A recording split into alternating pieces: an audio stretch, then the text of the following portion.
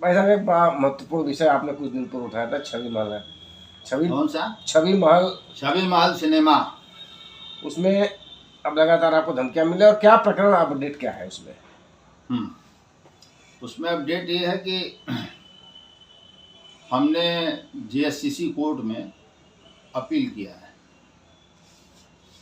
उसमें नोटिस सारे मियाँ लोगों को हुआ है, जिनकी जो विनीत सिंह बड़का माफिया का पहुंच बनता है, उसकी सरपरस्ती में। ठीक है। अब विनीत सिंह ये कहता है तो गुंडा बनता है, 50 गाड़ी से चलता है, 230 का पिस्टल लेके बैठता है आगे पीछे। हाँ, गुंडा बन रहे हैं किसके बल पे भैया? है अब गुंडे ही करेंगे महाराज जी के समय में? योगी जी के संसदीय क्षेत्र में आप गोली मारेंगे राकेश नाइक को? इनका ये हमारा बहुत हाथ पैर जोड़े, गिड़गिड़ाए, और इन्होंने कहा कि भैया हम बर्बाद हो जाएंगे। छवि महल में हम 60 करोड़ रुपया लगाए हैं, 60 करोड़। तो करीब करीब उसमें लाभ हमको होगा 50 करोड़। तो प्लीज भैया, अब आपने जो किया किया, अब मत करिए। तो हमने कहा आप चाहते क्या हमसे? विनीत सिंह ने कहा कि आपकी लाइबिलिटी क्या है बताइए, अगर घर द्वार कोई बांग हम कर दें। तो हमने कहा मेरी 4 बेटियां हैं, मेरी 4 बेटियां हैं, और 3 की शादी एकदम होने लायक हो गई है। गरीबी की वजह से, परेशानी की वजह से मैं नहीं कर पा रहा हूँ, क्योंकि बहुत महंगी हो गई है हर चीज़, हर सामान, शादी उदी बहुत महंगा हो गया है। कहें कि 4 लड़कियों का शादी है? हम कहा हाँ। तो कहें कि कितना खर्चा होगा, कितना खर्चा होगा?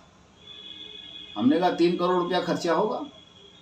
नहीं अरे बाबू, कहे चलिए 3 करोड़ रुपया आपको दिया मैंने, और बताइए क्या दिक्कत है? हम कहें क्या दिक्कत क्या है? कहे नहीं, सुनते हैं कि आप घर में रहते हैं, गाड़ी उड़ी आपके पास है ही नहीं। हम कहे दलितदार आदमी हूँ, कहाँ से गाड़ी रहेगा? कहे चलिए कौन सी गाड़ी चाहिए? हम कहे अरे जो भी। कहे चलिए इनोवा क्रिस्टा दिला देंगे आपको 38 लाख का। ये बोला इसने। उसके बाद विनीत सिंह ने सनय सनय 31 लाख रुपया का दावा वो करते हैं कि 31 लाख रुपया हमने राकेश नाइक जी को दिया है। तो 31 लाख रुपया कैसे, कहां, किसको, किससे दिया है, ये तो बताओ। है? दिया ही है तो क्या क्या किया है तू? जब मैं इसका सब काम संपन्न हो गया, 55 करोड़ कमा लिया, तो ये जो है इसकी रंग और भाषा सब बदल गई, गिरगिटान हो गया। ये अपनी माँ की मरनी में 13 का कार्ड भेजा था मेरे पास, 13 का कार्ड की भैया आना है। हमारे सारे परिवार के लोग गए थे, लड़की लड़का वाइफ सब लोग गए थे। हाँ, आओ भगत में कोई कमी नहीं किया। लेकिन ये कहने लगा कि अरे उनको समझाइए भाई, आप लोग न्यायिक जी को, हमारे पीछे पड़े रहते हैं। अरे हम तुम्हारे पीछे हैं कि तुम मेरे पीछे हो? 31 लाख रुपया इन्होंने कहा।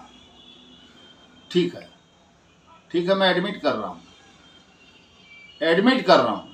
तो 31 लाख रुपया किस चीज के एवज में दिया? 4 शादियों किस चीज के एवज में? मैंने क्या किया कि आपने दिया। ये 31 लाख का हिसाब आपको देना पड़ेगा विनीत सिंह। मेरे पास सब रिकॉर्डिंग वगैरह सब कुछ है, वीडियो सब है बेटा, चिंता मत करो तुम। वैसे भी तुम्हारा बाल झड़ रहा है, देख रहे हैं, पूरा चंडूल हो जाओगे तुम। दूसरी बात बता दें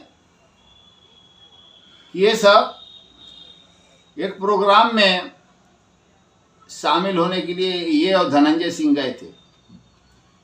तो पीछे वाले रो में, लाइन में, कुर्सी पर दोनों लोग बैठे थे। बाएं साइड में धनंजय सिंह थे, दाएं साइड में विनीत सिंह थे। तब तक ब्रजेश सिंह भी उस आगमन हुआ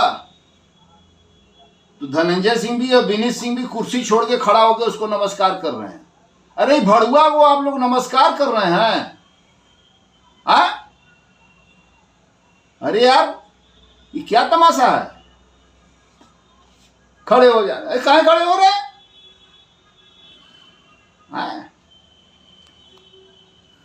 समझे? तो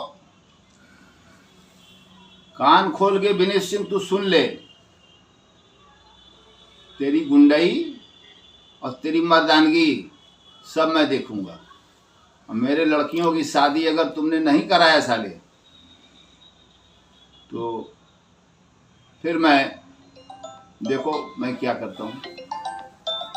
शादी कराना तो अच्छी बात है। खैर, हम अपनी बाड़ी को विराम देने से पहले महात्मा गांधी अमर रहें, राजेंद्र प्रसाद अमर रहें, लाल बहादुर शास्त्री जी अमर रहें, डॉक्टर संपूर्णानंद जी अमर रहें, और भगत सिंह, राजगुरु सुखदेव जी अमर रहें, अश्फाकुल्ला खां अमर रहें, अबू कलाम आज़ाद साहब अमर रहें, पूर्व राष्ट्रपति, तत्कालीन राष्ट्रपति APJ अब्दुल कलाम, जो एक बहुत बड़े साइंटिस्ट और उन्होंने भारत को परमाणु बम भी दिया, वो भी अमर रहें। और अल्लाह ताला उनके आत्मा को शांति दे और उनसे हमारे देश के नौजवानों की प्रेरणा स्रोत हैं वो। आज इसरो कहाँ से कहाँ पहुँच गया, ये उनकी देन है। और कहना चाहता हूँ, चंद्रशेखर आज़ाद जी अमर रहें, पंडित दीनदयाल उपाध्याय जी अमर रहें, पंडित अटल बिहारी वाजपेयी जी अमर रहें, इंदिरा गांधी जी अमर रहें, राजीव गांधी जी अमर रहें, लोकमान्य तिलक जी अमर रहें, लाला लाजपत राय जी अमर रहें, शहीद उधम सिंह अमर रहें। और इसके बाद माननीय लोकप्रिय सांसद वाराणसी एवं प्रधानमंत्री भारत सरकार माननीय श्री नरेंद्र मोदी जी जिंदाबाद, माननीय श्री योगी आदित्यनाथ जी जिंदाबाद, माननीय श्री अमित शाह जी जिंदाबाद, माननीय श्री राजनाथ सिंह जी जिंदाबाद। और सरहद पर अपने प्राण गंवाने वाले शहीदों को